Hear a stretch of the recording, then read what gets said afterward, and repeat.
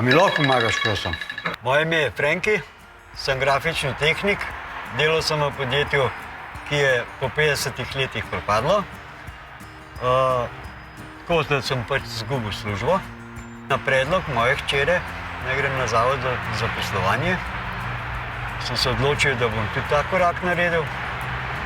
Po tretjem razgovoru sem ugotovil, da bi bilo to uspešno in sem dobil pol mlade, ki so me tudi povabili za sodelovanje. A vas je bilo kaj strah iti na razgovor?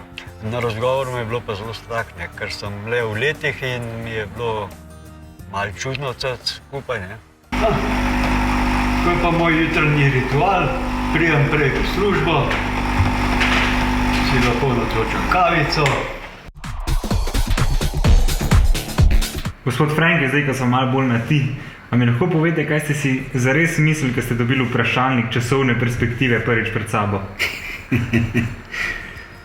Vprašalnik mi je dal pogum in sem videl, da nisem za staro šalo, da sem še vedno lahko aktiven. Bi mislil, da sem izgubljen, da sem že od svoje odslužil, samo se je izkazalo čisto na drug način to.